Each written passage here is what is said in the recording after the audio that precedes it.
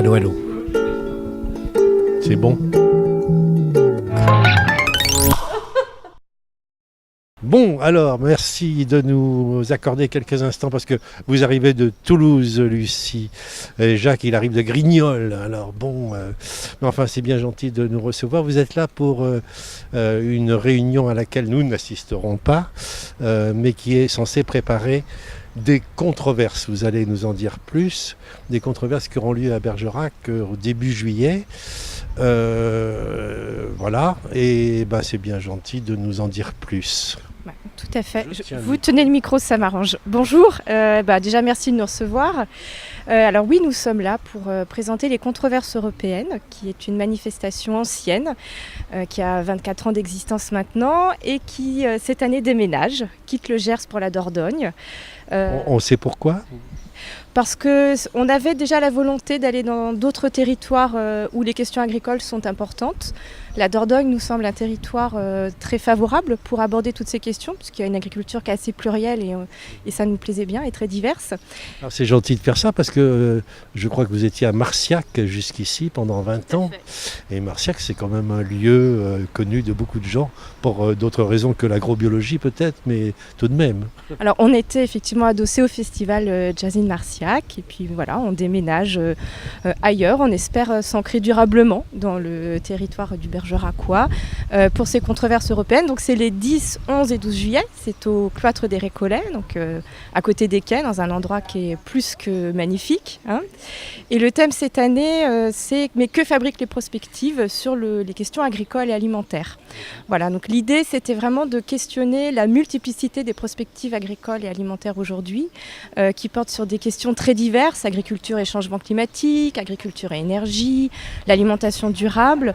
On trouvait que le paysage était parfois un peu fragmenté et on voulait du coup questionner le fatras. On aime bien prendre les questions dans leur globalité et essayer de voir ce que ça peut donner. D'accord, merci. Alors Jacques, avant de passer aux détails de ces controverses, tu les connais comment toi ? Moi, j'y ai participé longtemps. Alors, j'avoue que j'allais aussi au festival de jazz. Hein. Mais la première fois, c'est pas à travers Terre de Liens, les espaces tests. Ils ont accueilli souvent des responsables. Et j'y suis allé pas comme intervenant, comme spectateur et spectateur bienveillant. Alors, quand j'ai appris que ça venait à Bergerac, j'ai cru un canular. D'abord, j'ai dit c'est pas possible. C'est une blague. C'est pas possible qu'ils nous fassent ça. C'est une chance formidable qui nous arrive dessus, là, un cadeau du ciel. Donc, je crois pas au ciel. Voilà, alors on a été étonnés, on s'est dit comment ça se fait. Et puis on a lu le programme. Et du coup, moi j'avais demandé quand même de les rencontrer en disant vous êtes un peu parachutés là. Enfin, on n'a pas beaucoup parlé de votre arrivée. Donc si vous voulez, on peut quand même essayer de faire un peu de tam-tam, Et ils nous ont proposé cette rencontre ce soir pour nous présenter. Alors j'espère qu'il y aura quelque... Tu étais déjà en contact avec eux ? Outre le fait que tu as assisté au truc. Je sais où ils habitent et puis j'avais reçu une invitation aussi parce que je dois être sur les fichiers quelque part. Alors c'est un lieu magique pour moi, les controverses. On y rencontre des gens qu'on n'a pas l'habitude de voir. On sort un peu de notre entre-soi militant et on en ressort quand même plus intelligent, il n'y a pas de doute. Hein. Il y a des débats, comme tous les débats avec des gens intelligents, ils parlent de choses compliquées de manière simple, donc ça j'aime beaucoup. Et voilà, et donc généralement, et alors il y a l'aspect un peu controverse aussi, c'est pas mal, hein, et ça, il y a toujours un débat un peu contradictoire, mais qui fait la place à tout le monde, et voilà, c'est une chance de rencontrer des gens intelligents, des chercheurs, des gens plus simples, voilà, donc voilà, on a... D'accord, et il faut dire que c'est un événement institutionnel. C'est l'INRA, l'Institut national de la recherche agronomique, qui organise ces choses-là depuis plus de 20 ans. Alors, oui et non. Alors en fait, historiquement, mais je ne veux pas être trop longue, elles ont été créées par Jean-Claude Flamand, qui était président du centre INRA Toulouse. Et donc la manifestation a été initiée effectivement par l'INRA, reprise par la mission Agrobiosciences, qui était à l'époque financée par le ministère de l'Agriculture et le conseil régional Midi-Pyrénées. C'était pas encore l'Occitanie, c'était Midi-Pyrénées. Et la mission Agrobiosciences a intégré l'INRA en juillet 2016, pardon. Et donc du coup maintenant l'INRA, à travers la mission mission Agrobiosciences organise cette manifestation. Pour autant, je pense que Jacques l'a très bien dit, c'est pas une manifestation institutionnelle au sens classique du terme. Elle est non militante, elle n'est pas réservée aux chercheurs, c'est un vrai melting pot. Pour nous, on tient beaucoup à cette pluralité des points de vue, à cette pluralité des professions des gens qui sont là. Il y a bien sûr des chercheurs, pas forcément de l'INRA, aussi de l'INRA bien sûr, mais pas que. Il y a évidemment beaucoup d'agriculteurs, on espère beaucoup d'agriculteurs du Bergeracois, ils étaient nombreux à venir à Marciac. Il y a également des étudiants, des gens des interprofessions, des gens des ministères aussi qui aiment bien venir entendre d'autres choses qu'ils ne peuvent pas. Vous avez une idée de... Il y a des journalistes, il n'y a pas tellement de journalistes spécialisés agricoles, mais ils sont tous là. Des sujets pour lesquels ils n'ont pas ce type de maillage de regard ailleurs. D'accord. La fréquentation, vous en avez une idée? C'est plusieurs centaines de personnes ou... Alors on est sur une fréquentation d'environ 200 personnes. C'est un chiffre qu'on ne veut pas forcément étendre parce qu'après c'est l'ambiance qui en pâtit. Et puis comme il le disait, on tchatche beaucoup. C'est-à-dire que les intervenants sont là pour lancer le débat. C'est vraiment le débat qui fait avancer la réflexion collective et qui permet à chacun de donner son point de vue et de construire quelque chose. D'accord. Construction. D'accord, j'ai vu dans vos papiers que vous insistiez un peu sur un peu moins de consensus et un peu plus d'incertitude. Que la controverse c'était le débat, le conflit même, pourquoi pas.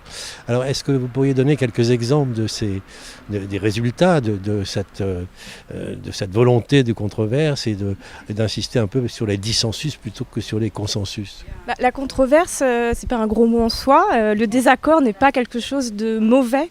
Nous, on considère que c'est une vivacité de la pensée et de la démocratie. Et la controverse, c'est vraiment la nécessité d'instruire une question et d'essayer d'avancer pour instruire cette question, donc d'avoir une pluralité des points de vue et des postures. Alors là, peut-être concrètement dans le programme, je peux vous donner quelques exemples de controverses qu'on va essayer d'instruire. Alors il y en a une, je pense, qui parlera à beaucoup de gens, c'est « Demain, j'enlève les pesticides », c'est-à-dire revenir sur le débat qu'on a quand même maintenant beaucoup depuis quelques mois sur la suppression du pesticide et de certaines molécules en particulier, mais de savoir concrètement aussi comment on fait. Est-ce que ça implique, pas uniquement d'un point de vue agronomique, mais peut-être aussi d'un point de vue économique, d'un point de vue des modèles, l'impact que ça peut avoir en termes d'organisation d'une profession. Nous, ça s'est bien passé? Les paysans n'avaient pas sorti les fusils Jamais. Alors, je ne peux pas dire sur Bergerac, mais à Marciac, ils aimaient bien parce qu'ils disaient que ça leur sortait la tête du guidon, que c'était un moment un peu où ils respiraient, où ils entendaient des choses qui parfois les faisaient changer ou évoluer dans leur position. Et puis, des fois, ils se réorganisaient différemment entre eux et ils adoraient ce moment où certains agriculteurs discutaient avec des gens, des fédérations de défense de l'environnement, qui leur disaient « mais c'est vous qui avez dans les mains les clés de l'environnement, il faut que vous vous en empariez ». Et ça les aidait aussi à penser leurs pratiques de demain. Donc, ils aimaient bien entendre des choses, sortir de leur entre-soi, c'est ce qu'ils disent aussi, pour entendre d'autres choses. D'accord, on va peut-être dire un mot des perspectives de cette année. Donc j'ai vu que, outre quelques responsables politiques locaux, vous aviez aussi Stéphane Le Foll, l'ancien ministre de l'Agriculture, récent ministre de l'Agriculture. Est-ce que dans ces perspectives, comme avec les autres thèmes des années précédentes, vous avez un objectif, mis à part la controverse qui consiste à, non pas à se foutre sur la gueule, mais à discuter? Est-ce que vous avez un objectif là? Alors on a des objectifs qui sont de différents niveaux. On a d'abord un objectif en termes de connaissances, puisqu'en fait, systématiquement à l'issue des manifestations, il y a des actes qui sont édités et mis à disposition de tous sur le site de la mission Agrobiosciences. Ils sont en accès libre. Donc on a, nous, une volonté de diffuser la connaissance qui est très forte. Après, on a une volonté de faire rencontrer les gens et de discuter, donc de désamorcer, pas désamorcer des conflits, mais en tout cas désamorcer des tensions pour que les gens se reparlent sur certains sujets comme les OGM. On l'a fait et c'était très important de le faire. Et il y a aussi pour les gens, alors ça c'est des retours des participants, c'est pas quelque chose que nous on décrète, ils parlent d'empowerment, c'est-à-dire la capacité qu'ils ont de se réapproprier certaines questions, ce qui est important pour, je pense, tous les acteurs d'un territoire, de se réapproprier quelque chose, d'avoir le sentiment qu'ils peuvent aussi avancer. On a le sentiment des fois qu'on est loin des décisions, qu'on est loin de certaines choses, c'est la capacité de reprendre les choses chose en main, qui est assez forte comme retour en tout cas des participants. Et puis après il y a aussi des rencontres qui se font, on sait que des fois on a des projets de recherche, des projets de collaboration qui sont nés, des moments informels parce qu'on est sur quelque chose de très horizontal, tout le monde déjeune ensemble, on a des apéros en fin de journée, donc les discussions continuent après la manifestation, parfois tard, autour d'un verre, un verre de vin de Bergerac. D'accord, et toi Jacques, en tant que... Alors tu dis on met à distance un peu le militantisme, mais enfin tout de même tu as peut-être des idées derrière la tête en venant là, à la prospective, ça te dit quelque chose ?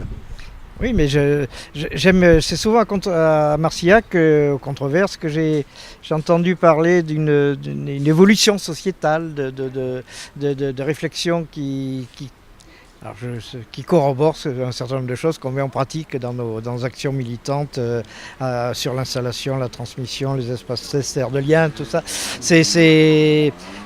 Alors à Marcillac, je rencontre des gens que je n'aurais pas rencontrés naturellement. Tu vois, le président de l'agroscope local. C'est pas vraiment quelqu'un avec lequel je prends mes vacances tous les ans, mais c'est marrant de les voir réagir. Mais ils veulent être là pour expliquer leur point de vue. On en explique un autre. Voilà. Mais c'est pas militant, c'est pas un lieu militant, c'est pas un lieu. Les gens viennent pour apprendre, pour sortir plus intelligent, quoi, sortir. Donc vous jouez un peu votre rôle de go-between là, par exemple, entre les gens de la base et puis des gens avertis et puis aussi des responsables politiques. On est un espace de médiation, on essaye de le faire correctement en conviant toutes les parties présentes. Voilà, le fondateur des controverses avait une phrase que j'aime bien, si je peux la dire, elle est très courte. Allez-y.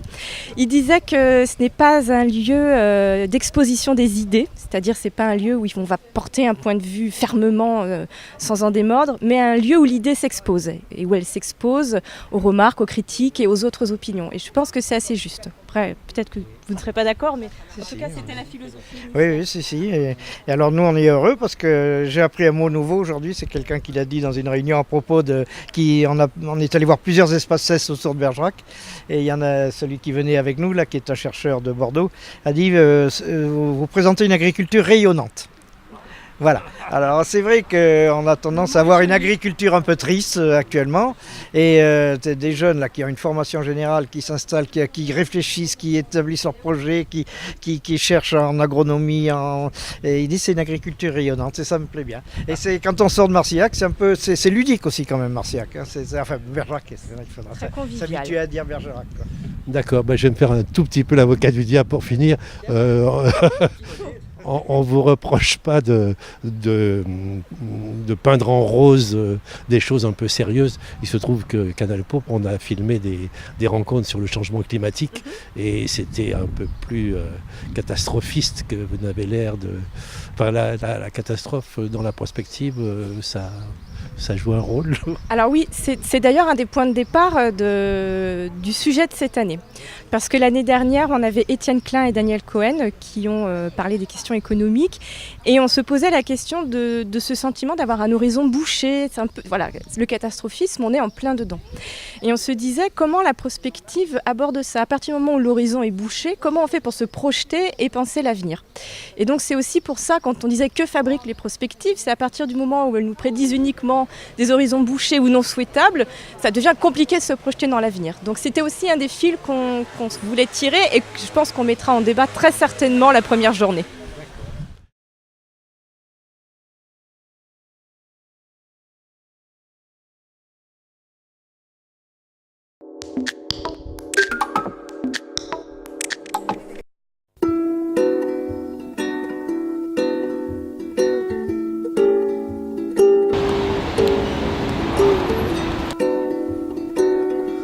Allô. C'est bon ?